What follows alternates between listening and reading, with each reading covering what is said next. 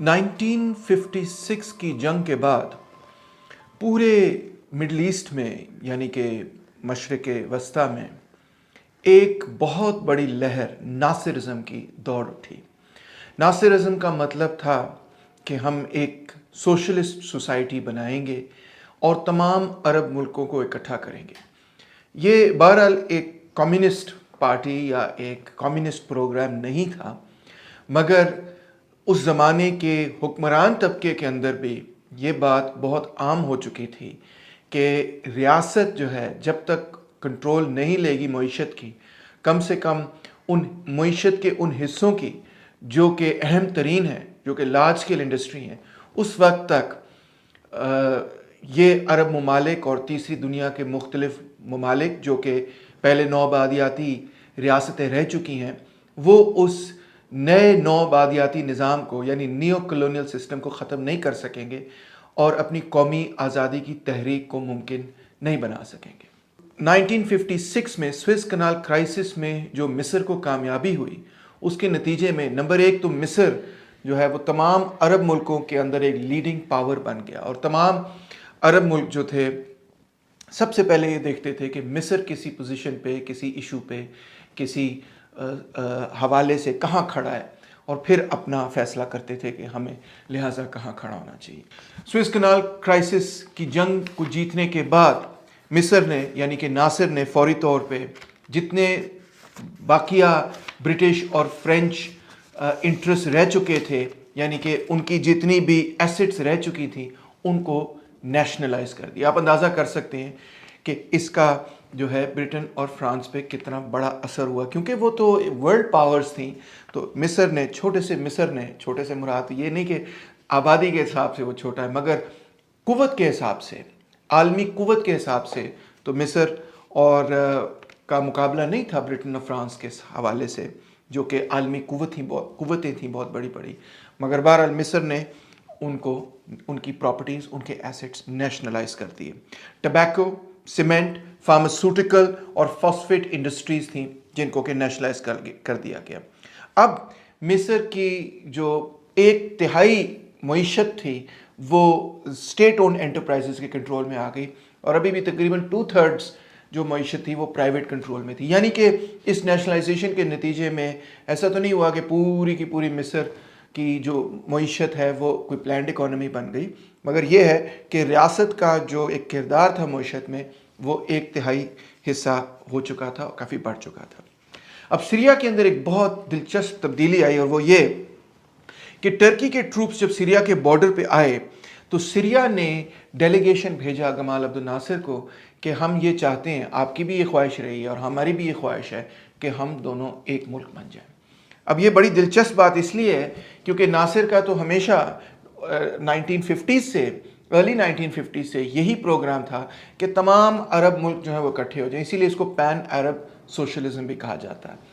मगर फ़िलहाल ये एक किस्म का ख्वाब ही था और नासिर रेडियो को इस्तेमाल किया करता था हमेशा कि पूरे अरब कंट्रीज़ के अंदर जो आम पब्लिक है, उस आम पब्लिक तक गमाल अब्दुल नासिर का पैगाम पहुँचे। और वो पैगाम हमेशा बार बार ये हुआ करता था कि तमाम अरब मुल्कों को इकट्ठा होने की ज़रूरत है, क्योंकि हम सब एक ज़बान बोलते हैं, लिहाजा हम सब एक कौम है, लिहाजा अरब कौम को इकट्ठा होना चाहिए। और ये जो मुख्तलिफ ममालिक बने हुए हैं, अरब जो मुख्तलिफ मुल्कों के अंदर तकसीम है, दर हकीकत ये तकसीम ब्रिटेन और फ्रांस की बनाई गई है, जो कि वाकई हकीकत भी थी, क्योंकि ब्रिटेन ने ही जॉर्डन और सऊदी अरेबिया वगैरह और इस तरह करके इराक़ वगैरह की तकसीम की थी।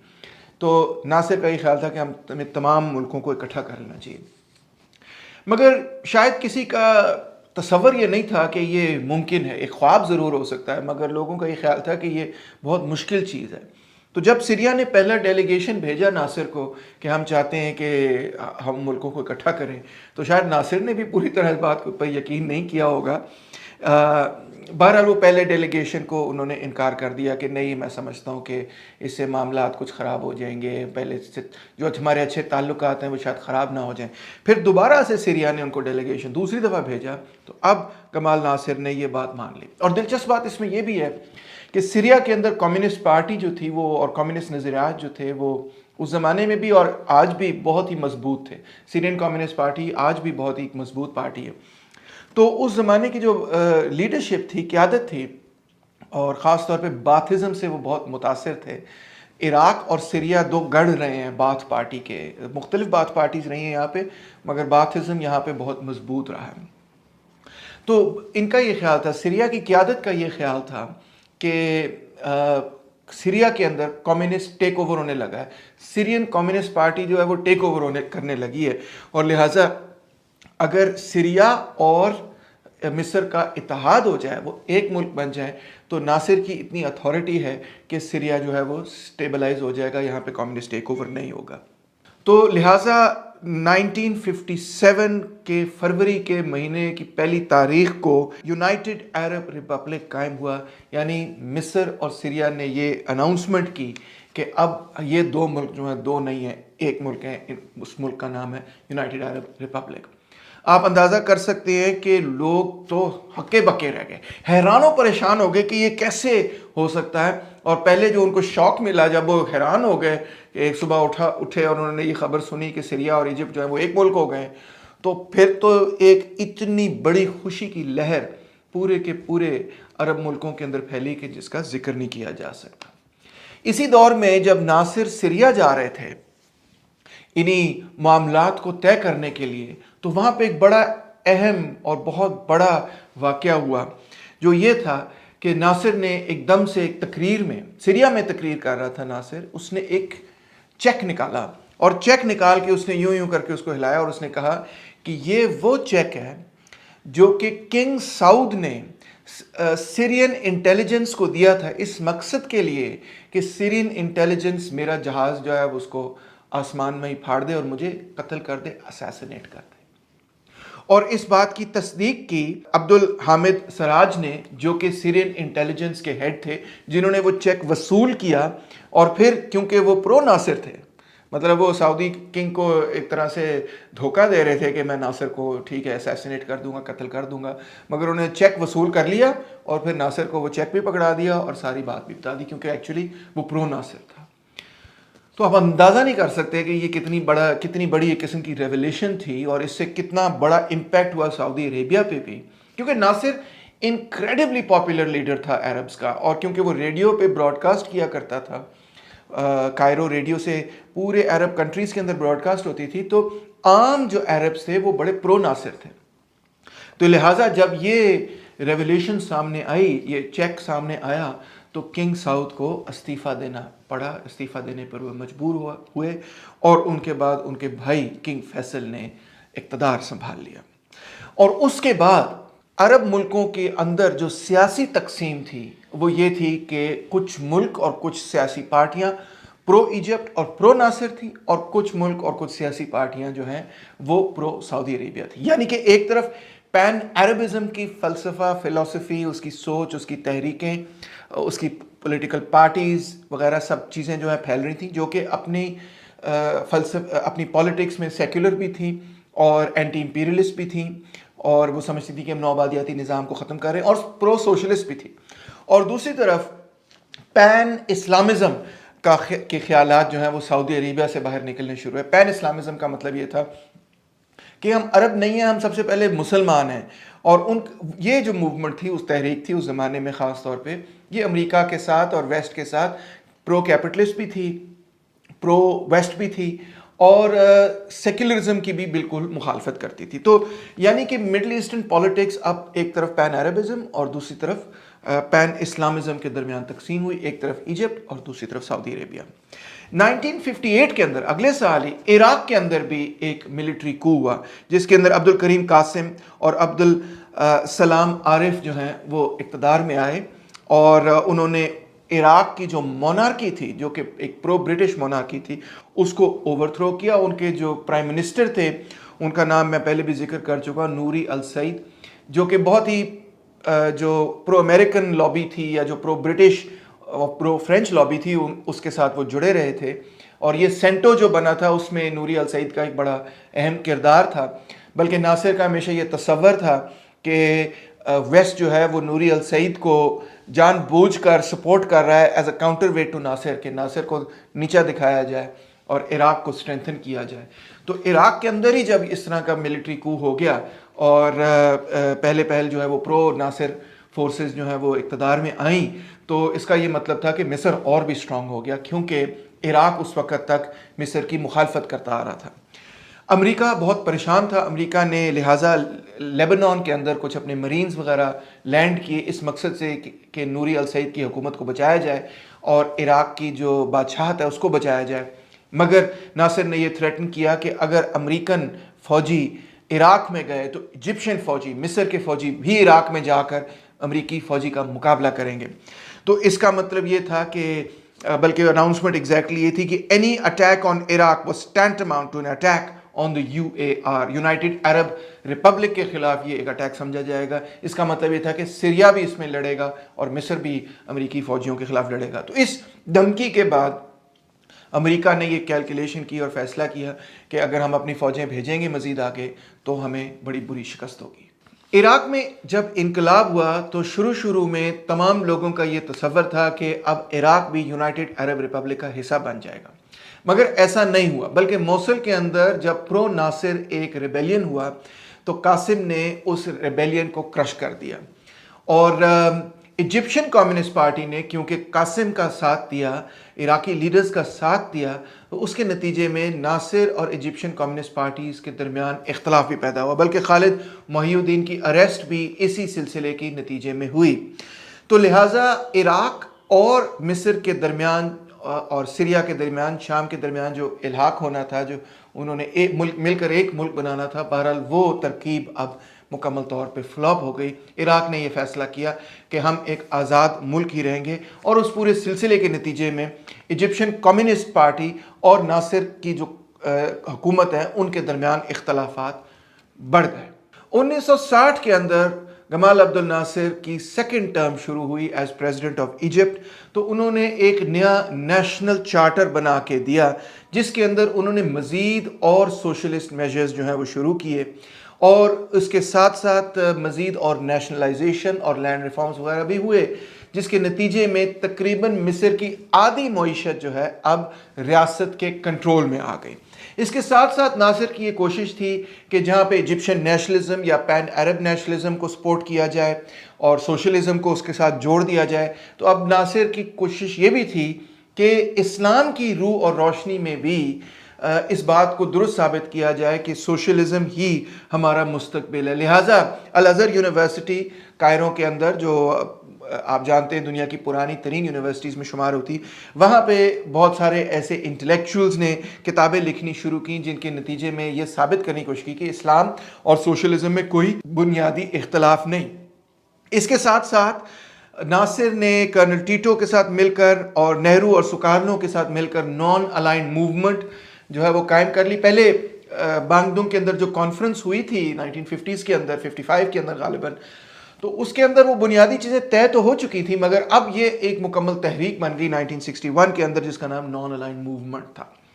और इसके साथ साथ इजिप्ट के अंदर बहुत सारी सकाफती तब्दीलियाँ भी होनी शुरू हुई। मिसाल तौर पे स्कूल, कॉलेजेस, यूनिवर्सिटीज़ जो कि पहले एक इस्लामी नुक्ता नज़र से सेग्रीगेटेड थी, मर्द और औरतें इकट्ठे नहीं पढ़ते थे, उनको को एजुकेशन कर दिया। डार्विन की थेरीज जो है वो आम स्कूलों के अंदर पढ़ानी शुरू कर दी। एक बहुत ही दिलचस्प बात यह है कि जो अलावाइट्स और दुरूज़ हैं जो कि शिया हैं उनको भी इस्लाम के दायरे के अंदर शामिल कर लिया गया और ये कहा गया कि ये पहले जो फतवे लगते रहे कि ये लोग जो है इस्लाम के अंदर नहीं है, हाँ उन्होंने नासिर की कुव्वतों ने ये कहा कि नहीं, ऐसी कोई बात नहीं है, ये भी इस्लाम के अंदर शामिल हैं। उन्होंने वादा किया कि तमाम शहरियों को जो है वो सेहत की सहूलियात मिलेंगी, घर मिलेगा और लोगों की ट्रेनिंग के लिए वोकेशनल स्कूल्स कायम होंगे। ख़वातीन के हकूक़ के लिए बातचीत की गई। मिनिमम वेज और प्रॉफिट शेयरिंग के लिए ट्रेड यूनियंस को भी मजबूत किया गया। मुफ्त तालीम, मुफ्त इलाज और काम करने के घंटों को पर भी पाबंदी और कमी लगाई गई कि 8 घंटे से ज़्यादा कोई काम नहीं करेगा वगैरह वगैरह। इस तरह टेनेंट फार्मर्स के लिए बहुत सारी सिक्योरिटी और लैंड रिफॉर्म्स वगैरह किए गए और इसमें कोई शक नहीं कि देहाती इलाकों के अंदर जो गुर्बत थी उसकी शरह गिर गई, क्योंकि जब ये ज़रूरी इस्लाहात हुई तो लोगों के पास ज़मीनें आ गईं। तो अब तकरीबन 51% इजिप्ट की इकॉनमी जो है वो गवर्नमेंट कंट्रोल में आ चुकी थी। अब 1962 में यमन के अंदर इनकलाब हुआ। वहाँ पर मुतवक्किलाइट किंगडम हुआ करता था, यानी वहाँ पर भी एक किस्म की बादशाहत थी, बहुत पुरानी बल्कि बादशाहत थी, जिसको अब्दुल्ला अल सलाल ने ओवरथ्रो किया और यमन को भी डिक्लेयर किया कि हम भी सोशलिज्म की तरफ जा रहे हैं, हम भी अपने आप को एक रिपब्लिक बनाएंगे। उसके नतीजे में, क्योंकि यमन बिल्कुल सऊदी अरेबिया के सदर्न बॉर्डर पर है, तो सऊदी अरेबिया ने मुतवक्किलाइट किंगडम को सपोर्ट करना शुरू किया और ये कहा कि नहीं, ये रॉयल फैमिली जो है इसको दोबारा वापस लाया जाए। यमन के अंदर एक बड़ी लंबी सिविल वॉर शुरू हुई। इजिप्ट ने यह फैसला किया कि हम यमन की इनकलाबी कुव्वतों का साथ देंगे और उन्होंने फ़ौजी इमदाद वगैरह और फाइनेंशियल इमदाद भी यमन को देनी शुरू की। लिहाजा नॉर्थ और साउथ यमन के दरमियान एक बड़ी तवील अरसे तक सिविल वॉर जो है जारी रही। जो बड़े बड़े जागीरदार थे, जो वहाँ का मुतवक्किलाइट बादशाह थी, उनको सऊदी अरेबिया सपोर्ट कर रहा था, और जो नई नई रिपब्लिकन और कुछ सोशलिस्ट किस्म की कुव्वतें बनी थी उनको मिस्र सपोर्ट कर रहा था, नासिर सपोर्ट कर रहा था। 1963 में इराक में भी और सीरिया में भी बाथिस्ट पार्टी जो है वो इक़्तिदार में आ गई। और बाथिस्ट्स का ना सिर्फ कम्युनिस्टों के साथ बड़ा शदीद इख्तलाफ था, क्योंकि बाथिस्ट ये कहते थे कि जो कम्युनिस्ट नुक्ता नज़र है वो स्पिरिचुअलिटी को नहीं सही तरह से समझ पाता और अरब नेशनलिज्म को सही तरह से समझ नहीं पाता, तो एक तरफ उनका उनसे इख्तलाफ था। दूसरी तरफ बाथिस्ट जो हैं वो नासिर के भी हक में नहीं थे, नासिर को भी अपोज करते थे। बाथिस्ट का अपनी एक सोच थी। बहरहाल बाथिस्ट अपनी सोच में सेक्युलर ज़रूर थे, क्योंकि इनफैक्ट बाथिज़म को शुरू करने वाले जो मिशेल अफलाक साहब थे, वो तो ख़ुद एक क्रिश्चियन थे, अरब नेशनलिस्ट थे, मगर अपने दीन के एतबार से वो क्रिश्चियन थे। तो बाथिज़म एक सेक्युलर मूवमेंट थी, प्रो सोशलिस्ट भी थी, प्रो अरब नेशनलिस्ट भी थी, मगर नासिर की पैन अरब सोशलिज्म से इख्तलाफ रखती थी। तो सीरिया और इराक में जब बाथिस्ट इक़्तिदार में आए तो उसके नतीजे में यूनाइटेड अरब रिपब्लिक भी ख़त्म हो गया और इराक और सीरिया और मिस्र के दरमियान जो एक किस्म का इत्तेहाद था वो भी ख़त्म हो गया। 1964 में नासिर ने एक अहम और कलीदी किरदार अदा किया पैलेस्टीनियन लिबरेशन ऑर्गेनाइजेशन को मुनज़्ज़म करने में।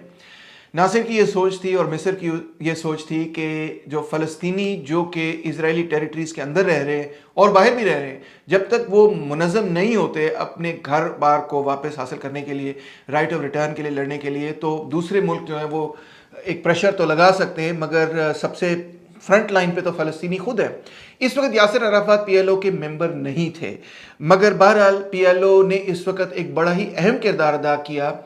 अहमद सुखैरी इसके लीडर थे और उन्होंने बड़ा एक अहम किरदार अदा किया फ़लस्तीनियों को मुनज़्ज़म करने में। इसी साल इज़राइल, सीरिया और जॉर्डन के दरमियान इख्तलाफात मज़ीद बढ़ने शुरू हुए। उसकी बुनियादी वजह ये थी कि इज़राइल का एक बहुत बड़ा मंसूबा था कि रिवर जॉर्डन से पानी को डाइवर्ट किया जाए, नेगेव डेजर्ट की तरफ, सहरा की तरफ ले जाया जाए, ताकि सहरा को जो है वो ज़रखेज़ बनाया जा सके, जिसके नतीजे में इन तीन मुल्कों के दरमियान इख्तलाफात बढ़ गए। 1965-1966 में इजिप्ट के अंदर इख्वानुल मुस्लिमीन पर और उनके लीडर सैयद कुतुब पर यह इल्ज़ाम लगा कि उन्होंने गमाल अब्दुल नासिर को असैसिनेट करने की कोशिश की है, और लिहाजा सैयद कुतुब को सज़ाए मौत सुनाई गई, जिसके नतीजे में आप अंदाज़ा कर सकते हैं कि इख्वानुल मुस्लिमीन और जो नासिराइट फोर्सेस थी उनके दरमियान इख्तलाफात बहुत ही ज़्यादा शदीद हो गए।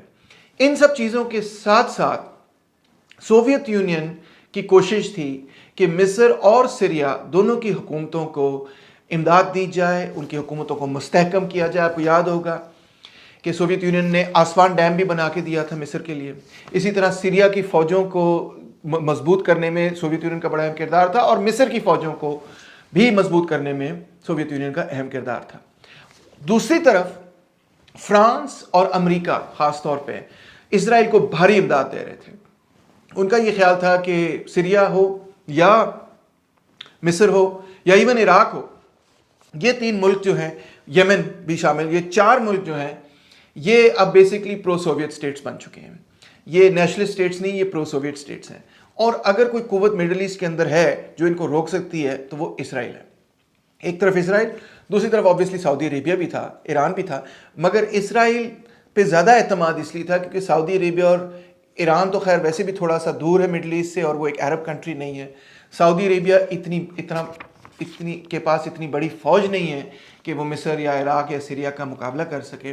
तो सिर्फ और सिर्फ मिडल ईस्ट के अंदर एक ही ऐसा मुल्क है जिसके पास इतनी बड़ी फ़ौज है जो कि मिस्र की फ़ौज का मुकाबला कर सके, और वो है इसराइल। लिहाजा अमेरिका ने throughout the late 1950s and throughout almost all the 1960s Israel की बहुत भारी इमदाद की, और इसके साथ साथ फ्रांस ने भी इसराइल की बहुत इमदाद की।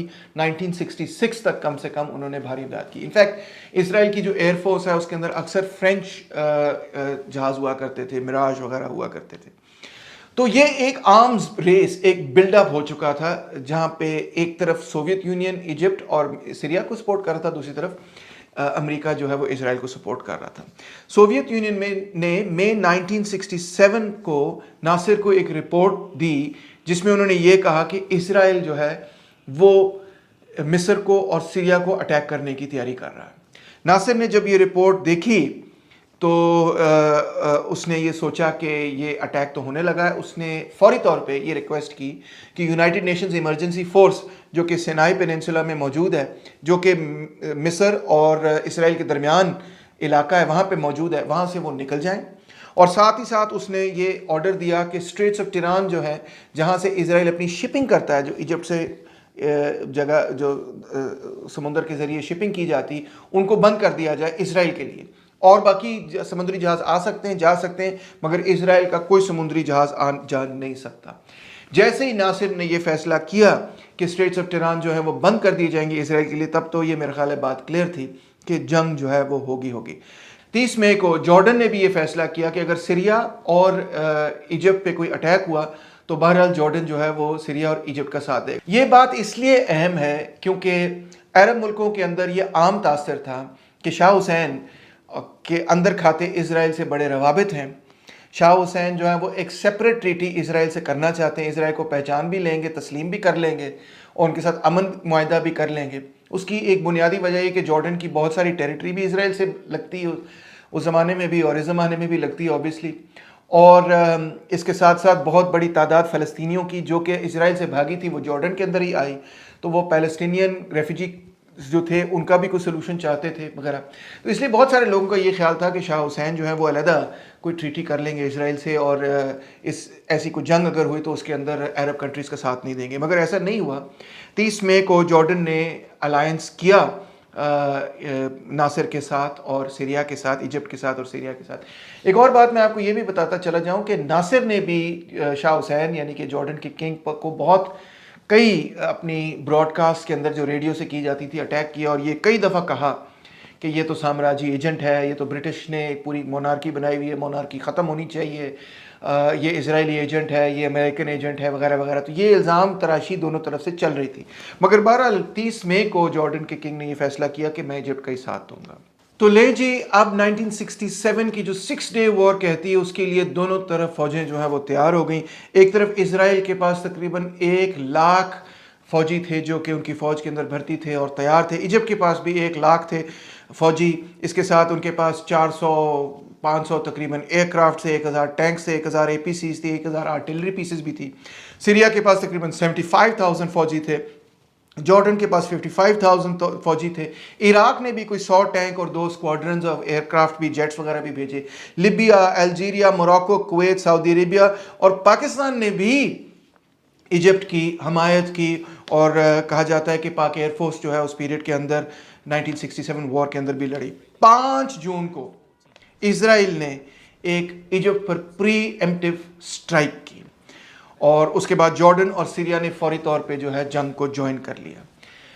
अब इसराइल की जो एयरफोर्स थी उन्होंने कुछ नई तरह से अपने आप को ऑर्गेनाइज किया, और उसके नतीजे में वो एक एयरक्राफ्ट को एक दिन में, एक दिहाड़ी में आप कह लें, रीफ्यूल करके, रीसप्लाई करके एक ही दिन में 4 दफ़ा उड़ाने की उनके पास कैपेबिलिटी आ गई। यानी कि और इजिप्ट का ये था कि अगर एयरक्राफ्ट सुबह उड़ा है तो उसको दोबारा से तैयार करने के लिए कम से कम 1 दिन लगेगा, वो 2 दफ़ा ज़्यादा से ज़्यादा उड़ सकेगा या 1 दफ़ा उड़ सकेगा। यानी उनके पास जो एयरक्राफ्ट से उनका टर्न अराउंड रेट बहुत तेज़ था। उन्होंने एक डेविस्टेटिंग प्रीएम्प्टिव स्ट्राइक की इजिप्ट की एयरफोर्स बेसिस पर और एयरफोर्स पर। सबसे पहले उन्होंने अपनी फौजी ट्रूप्स नहीं भेजे, उन्होंने अपनी एयरक्राफ्ट भेजे और ये स्ट्राइक बहुत ही इफेक्टिव साबित हुई। तो और उसके अंदर ये कहा जाता है कि तकरीबन 90% जो इजिप्ट के एयरक्राफ्ट थे उनको इजराइल ने ऑन द ग्राउंड ही तबाह कर दिया। इतनी वो तेज़ स्ट्राइक थी कि इस इन टाइम मिस्र की कुव्वतें रिएक्ट नहीं कर सकीं, बल्कि अक्सर एयरक्राफ्ट तो भी ज़मीन पे ही खड़े थे जब उनको तबाह कर दिया गया। उस वक्त ये बात क्लियर नहीं थी। इजिप्ट का ये कहना था कि हाँ एयर स्ट्राइक उन्होंने की है मगर इतने को बड़े हमें नुकसान नहीं हुआ, हम वापस लड़ रहे हैं। और ज़ाहिर बात है कि एयरक्राफ्ट स्क्रैम्बल वगैरह भी हुए मगर, और इवन अमेरिका भी बिलीव नहीं कर रहा था कि इजराइल जो रिपोर्ट कर रहा है, उनका ये ख्याल था कि इजराइल ने ये रिपोर्ट किया आज 30 उड़ा दिए हमने एयरक्राफ्ट, आज हमने 100 उड़ा दिया, हमने 200 उड़ा दिए। तो अमेरिका का बैनुल-अक़वामी मीडिया का भी शुरू में ये ख्याल था कि इजराइल जानबूझ के अपनी कामयाबी को एग्जैजरेट कर रहा है इस मकसद के लिए कि दूसरी कुव्वतें जो है वो डिमोरलाइज हो जाएं। मगर बाद में बहरहाल जब लोगों ने तज्जिया किया कि वाकई ये हकीकत थी या नहीं थी, तो उन्होंने उसी नतीजे पे पहुंचे कि वाकई वो जो फर्स्ट स्ट्राइक थी इजराइल की विदाउट वार्निंग वगैरह, जो एकदम से प्रीएम्प्टिव स्ट्राइक थी, वो बहुत इफेक्टिव साबित हुई और तकरीबन 80-90% एयरक्राफ्ट इजिप्ट के जो है वो उड़ा दिए गए। सहरा में जंग का एक बुनियादी असूल ये है कि जिस भी कुव्वत के पास एयर सुपीरियॉरिटी आ जाएगी वो उस जंग को जीतने में आसानी कामयाब हो जाएगा। उसकी वजह यह है कि सहरा के अंदर क्योंकि ना कोई दरख्त है ना कोई पहाड़ है, एक फ्लैट अर्थ है, तो मीलों मील आपको चीज़ें नज़र आ रही होती हैं कि क्या कहाँ पे हो रहा है, क्या कुछ चीज़ कहाँ पे खड़ी वगैरह। और जहाज़ के अटैक से बचने का कोई तरीका नहीं होता, कहीं पे आप अपने आप को छुपा नहीं सकते, आप भाग नहीं सकते। लिहाजा सहरा में डेजर्ट वॉरफेयर में एयर सुपीरियॉरिटी जो है is the key to military success.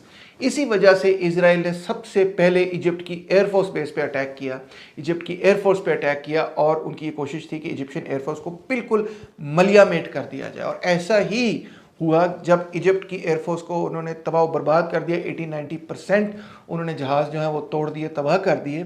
तो उसके बाद मिस्र के लिए ये बहुत मुश्किल हो गया कि वो इजराइल का मुकाबला कर सके। जो ग्राउंड ट्रूप्स थे मिस्र के, ख़ास तौर पे डेजर्ट के अंदर, सिनाई डेजर्ट के अंदर, उनको इजराइल ने विदाउट एनी रिटेलिएशन, उनके लिए ये ओपन फील्ड थी कि वो अपने जहाज़ों के ज़रिए उन ट्रूप्स को डेविस्टेट कर सकें। और इजराइल की आर्मी की, आईडीएफ की कोशिश भी ये थी कि मिस्र को इतनी बड़ी शिकस्त दी जाए कि आइंदा कभी भी मिस्र जो है हम पे हमला करने का सोच भी ना सके। लिहाजा इजिप्शियन कैजुअल्टीज़ बहुत बड़े पैमाने पर हुई। तकरीबन 20,000 इजिप्शियंस कहते हैं कमोबेश जो है उस जंग के अंदर मारे गए। तकरीबन 1,000 इसराइली मारे गए। 280,000 सिविलियंस इस जंग के अंदर डिस्प्लेस हुए।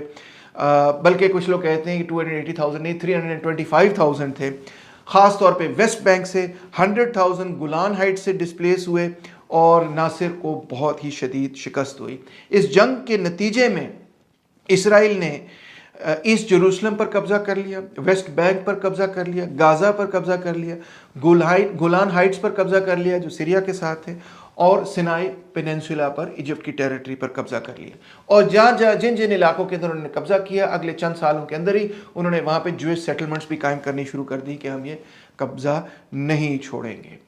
अब आप अंदाज़ा कर सकते हैं कि ये नासिर के लिए एक बहुत ह्यूमिलिएटिंग, पूरे इजिप्ट के लिए एक बहुत ह्यूमिलिएटिंग डिफीट थी, क्योंकि उनकी ये सोच थी 1956 की कामयाबी के बाद, उनकी ये सोच थी कि हम जो है वो सोवियत यूनियन की मदद से और तमाम अरब मुल्क इकट्ठे होके तो हम इज़राइल का मुकाबला न सिर्फ कर सकते हैं बल्कि अगर ब्रिटेन और फ्रांस भी उनके साथ जुड़ जाएं तो तब भी हम उन तीनों कुव्वतों का मुकाबला कर सकते हैं। तो मेरा ख्याल है इजिप्ट की फोर्सेस बहुत ओवर कॉन्फिडेंट भी थी 1956 की कामयाबी के बाद। और दूसरा ये कि 1948 की जंग तो 10 महीने चली, 56 का कॉन्फ्लिक्ट भी काफ़ी अरसा चला। 6 डे वॉर की खासियत ये थी, 1967 की खासियत ये थी कि इजराइल ने भी ये कैलकुलेशन की हुई थी कि अगर जंग कुछ अरसा चलेगी तो सोवियत यूनियन जो है उसके अंदर मुदाखलत करके तो किसी ना किसी हवाले से जंग को रोक लेगा, थ्रेटन करेगा, इंटरवेंशन वगैरह। तो इजराइल की भी कैलकुलेशन ये थी कि हमने एक बहुत ही फास्ट क्विक स्ट्राइक मारनी है और 3-4 दिनों के अंदर अपनी जंग जो है ना वो ख़त्म करके अपनी कामयाबी हासिल करनी। तो यही हुआ 1967 की वॉर में, जिसको 6 डे वॉर इजराइलियों ने नाम दिया। 6 डे वॉर इसलिए नाम दिया क्योंकि वो 6 दिन चली, मगर दूसरा नाम इसलिए उन्होंने उसको दिया क्योंकि बाइबल मुकद्दस के अंदर आप जानते हैं ना कि ये नैरेटिव है कि खुदा ताला ने 6 दिनों के अंदर दुनिया को जो है वो कायम किया। तो इजरायली ये कह रहे थे कि ये वो 6 दिन है कि जिसके बाद इजराइल जो है वो कायम हो चुका है। तो ये एक किस्म के मेटाफोरिकल स्टेटमेंट भी वो दे रहे थे। बहरहाल इजराइल की जो कैलकुलेशन थी वो यही थी कि हमने 6 दिन के अंदर अंदर जो है ना जो करना है वो 1 हफ्ते के अंदर अंदर करना है, 3-4 दिनों के अंदर, as quickly as possible before कि सोवियत यूनियन या इंटरनेशनल पावर्स के पास, यूनाइटेड नेशंस के पास ये अपॉर्चुनिटी मिले कि वो किसी तरह से इंटरवीन कर सकें। और ऐसा ही हुआ कि उन्होंने इतनी सारी टेरिटरी जो है वो हासिल कर ली कि आप देख सकते हैं कि 47 के अंदर जो यूएन पार्टीशन प्लान था उसका एक मंसूबा था कि इसराइल की ये टेरिटरीज होंगी। 48 के अंदर इजिप्ट जो है वो एक्सपेंड कर चुका था। 56 के अंदर उन्होंने कुछ इलाकों को टेक ओवर किया था जो अपने कंट्रोल में काफ़ी अरसा उनके कंट्रोल में रहीं, मगर फिर वहाँ से वो विड्रॉ हो गए। अब 67 के अंदर एक बहुत बड़ा इलाका जो कि पहले जॉर्डन के कंट्रोल में था, वेस्ट बैंक, सीरिया के कंट्रोल में था, गोलान हाइट्स, और इजिप्ट के कंट्रोल में था सिनाई पेनिनसुला और गाज़ा वगैरह, वो अब सारे का सारा एरिया जो है वो इसराइल के कंट्रोल में आ गया। और सबसे अहम बात शायद ये कि ईस्ट जेरूसलम जो कि एक जिसके ऊपर बहुत ज़्यादा कंटेंशन है, क्योंकि मुसलमानों का भी ये कहना है कि ये हमारा शहर है और यहूदियों का भी ये कहना है कि ये हमारा शहर है, क्रिश्चियंस का भी कहना है कि ये हमारा शहर है। तो अब उस पर सिर्फ और सिर्फ इसराइल का कंट्रोल आ चुका था। Nasser was a broken man. बिल्कुल इस शिकस्त के बाद नासिर इसको अपनी शिकस्त समझता था, और अगले दिन ही जंग की खात्मे के बाद अगले दिन नासिर ने टीवी पर आके अपना इस्तीफ़ा दे दिया और कहा कि इस जंग में जो है शिकस्त की वजह से मैं अपना इस्तीफ़ा दे रहा हूँ। ये शिकस्त मेरी ज़िम्मेदारी है, मेरी वजह से शिकस्त हुई है। इजिप्शियन अवाम का इसमें कोई कसूर नहीं, इजिप्शियन फ़ौज का इसमें कोई कसूर नहीं। मैं अपनी ज़िम्मेदारी कबूल करते हुए ओहदे से इस्तीफ़ा देता हूँ। मगर जैसे ही उसने ये अनाउंसमेंट की तो लाखों की तादाद के अंदर लोग जो हैं वो सड़कों पर निकल आए और उन्होंने ये नारा लगाया कि we are your soldiers Gamal, हम आपके सिपाही हैं, इस्तीफ़ा वापस लें, इस्तीफ़ा वापस लें। तो अगले दिन फिर गमाल अब्दुल नासिर ने अपना इस्तीफ़ा वापस ले लिया। मगर फ्रेंकली और सच्ची बात यह है कि उसके बाद नासिर की जो स्पिरिट थी, जो उसकी डिफाइंस की स्पिरिट थी कि मैं कामयाब हूँगा, वो एक तरह से टूट चुकी थी। और नासिर की जो एक मूवमेंट थी जो कि पूरे अरब कंट्रीज़ को स्वीप कर रही थी, वो भी एक तरह से शिकस्त से दो चार हुई। हकीकत यह है कि नासिर न सिर्फ ज़ाती तौर पे एक शिकस्त से दो चार था, बल्कि नासिर की जो पॉपुलैरिटी और जो एक तहरीक थी, नासिरिज्म जिसको बोला जाता था, पैन अरब सोशलिज्म जिसको बोला जाता था, उसकी शिकस्त के पीछे 1967 की शिकस्त एक अहम और कलीदी हिस्सा है। क्योंकि 1967 में जब मिस्र को इतनी बड़ी शिकस्त हुई इजराइल की फ़ौजों के नतीजे में, तो उसी के हवाले से जो मिडिल ईस्ट के अंदर बैलेंस था, या आप कह सकते हैं कि जो एक बढ़ती हुई कुव्वत थी पैन अरब सोशलिज्म की, नासिरिज्म की, अब क्योंकि इजराइल के हाथ उसको शिकस्त हुई, तो उसके जो मुखालिफ तहरीक थी, यानी जो पैन इस्लामिस्ट मूवमेंट थी, सऊदी अरेबिया वगैरह, वो अब पहले से जो है ताकतवर हो गई।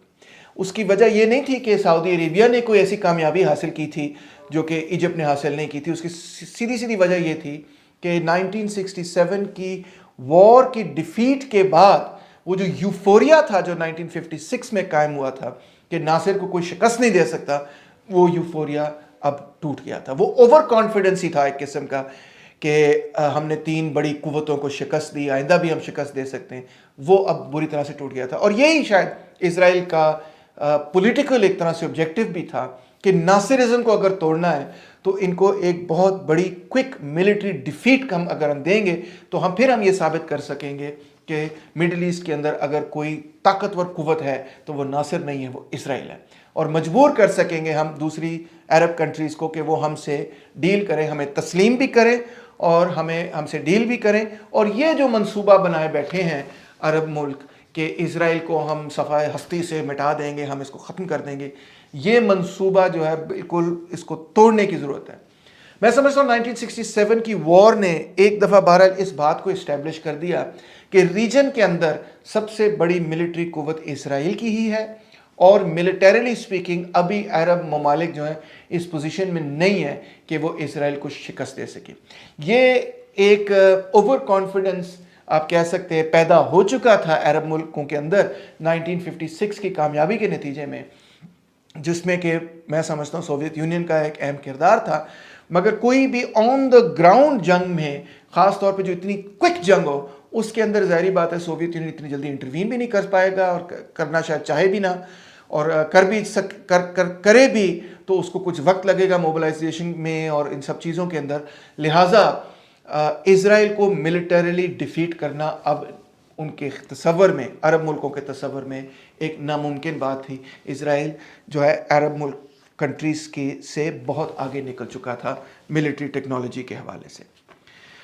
अब देखते हैं कि सितंबर 1967 के अंदर जब यमन के अंदर सीज़ फायर डिक्लेयर हुआ और साथ ही साथ एक कॉन्फ्रेंस हुई, तो उसके अंदर सारे अरब लीग की कॉन्फ्रेंस हुई, तो उसके अंदर हम ये देखते हैं कि अब नासिर ने उस कॉन्फ्रेंस की सदारत नहीं की, बल्कि किंग फैसल ने उस कॉन्फ्रेंस की सदारत की, जिससे ये नज़र आता था कि 1967 की जंग में शिकस्त के बाद मिस्र की वो पोजीशन अरब कंट्रीज़ में नहीं रही जो पहले थी, और उस पोजीशन पे सऊदी अरेबिया आ गया। इस वजह से नहीं कि उन्होंने जंग की इसराइल के ख़िलाफ़, मगर सिर्फ इस वजह से कि वो महफूज रहा और उसको कोई शिकस्त सच नहीं हुई।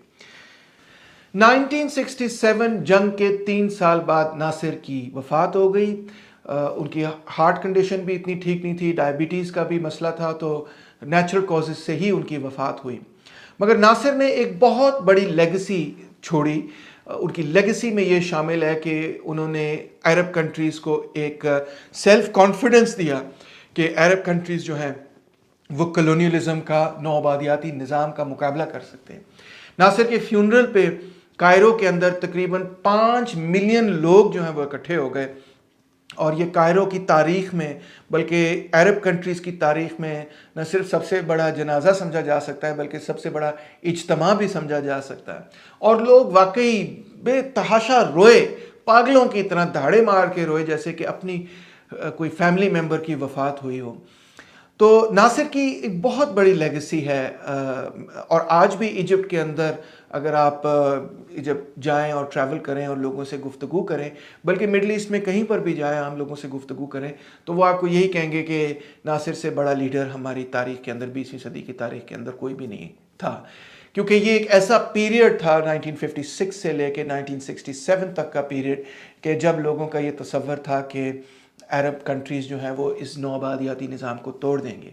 और इज़राइल जो कि अपने आप को शुरू में कहता था कि हम एक नेशनल, अभी भी कहते हैं वो, कि हम एक नेशनल लिबरेशन मूवमेंट हैं, हम यहूदियों की नेशनल लिबरेशन मूवमेंट हैं, वो अब मुकम्मल तौर पे नौआबादियाती निज़ाम, सरमायादारी निज़ाम के साथ जुड़ चुका था। और मिडल ईस्ट के अंदर बहरहाल उनका किरदार यही था कि जो नेशनल लिबरेशन मूवमेंट्स थी उनको तोड़ना उनका बुनियादी किरदार रहा। लिहाजा वो साम्राज्य के या साम्राज्य सिस्टम के या मगरबी साम्राज्य के, या आप इस तरह कह लें कि जो मगरबी सरमायादारी निज़ाम है उसको मुस्तहकम करने में, मिडल ईस्ट में मुस्तहकम करने में इज़राइल का एक अहम किरदार जो है वो तारीख़ में सामने आया। नासिर को मैं कैसे देखता हूँ या असेस करता हूँ, मैं समझता हूँ कि ये एक नेशनल लिबरेशन मूवमेंट थी अरब्स की, जिसको के शिकस्त हुई इज़राइल के हाथों, जिसको ताकतवर बनाया अमेरिका ने, फ्रांस ने, इवन यूनाइटेड किंगडम वगैरह ने। और ये अरब जो इंडिपेंडेंस की तहरीक थी, अरब्स की ऑटोनॉमी की तहरीक थी, अरब्स की खुद मुख्तारी की तहरीक थी, अरब्स की जो कोशिश थी कि हम एक ऐसा मुल्क कायम कर सकें जिसमें कि तमाम अरबी बोलने वाले लोग जो हैं वो इकट्ठे हो जाएं, तो ये उसकी एक शिकस्त मानी जा सकती है। तो नासिर की लेगेसी ओवरऑल मैं तो उसको पॉजिटिवली देखता हूँ, मगर जो सऊदी अरेबिया के साथ सियासी कुव्वतें जुड़ी रहीं और जो इजिप्ट के अंदर इख्वानुल मुस्लिमीन के साथ सियासी क़ुव्वतें जुड़ी रहीं, वो हमेशा नासिर की लेगेसी को नेगेटिवली देखते हैं और इनफैक्ट वो समझते हैं कि नासिर एक बहुत बड़ा मिलिट्री डिक्टेटर था, उसने अपनी मिलिट्री से इक़्तिदार हासिल किया, उसने जमहूरी जो आज़ादियाँ हैं उनको सलब किया। और ये तो कहना मुश्किल है कि वो साम्राज्यों का कोई एजेंट था या साम्राज्यों के साथ उसकी कोई लेन देन थी, मगर उनका ये कहना है कि जो उसका सेक्युलर सारा एजेंडा था वो इस्लाम की मुखालफत करता था, हमारी सकाफ़त की मुखालफत करता था। लिहाजा सऊदी अरेबिया, इख्वानुल मुस्लिमीन, इवन हमास वगैरह जैसी ऑर्गेनाइजेशंस मिडल ईस्ट के अंदर जो जिनको आप कह सकते हैं इस्लामिस्ट ऑर्गेनाइजेशंस कह सकते हैं, या पाकिस्तान में हम एक लफ्ज़ इस्तेमाल करते हैं इस्लामिक फंडामेंटलिस्ट ऑर्गेनाइजेशंस कह सकते हैं, वो नासिर को इसलिए बहुत नेगेटिवली देखते हैं क्योंकि उनका ये तसव्वुर है कि ये बेसिकली सोशलिस्ट था, सेक्युलर था। और दिलचस्प बात आखिर में ये है कि इस पूरे पीरियड के अंदर सऊदी अरेबिया जो पैन इस्लामिक मूवमेंट थी, यानी कि जो जिसको हम कहते हैं बुनियाद परस्तों की तहरीकें थीं, रिलीजियस फंडामेंटलिस्ट जो मूवमेंट थी, जिसमें इख्वानुल मुस्लिमीन भी शामिल है और जिसमें सऊदी अरेबिया की जो साथ मुंसलिक जो तहरीकें हैं वो शामिल हैं, ये सारी दर हकीकत नासिर के ख़िलाफ़ खड़ी थी और साम्राज्य के साथ खड़ी थी उस पीरियड के अंदर। उम्मीद है आपने ये लेक्चर बहुत इन्जॉय किया होगा। ज़रूर सब्सक्राइब करना ना भूलिएगा। Thank you very much.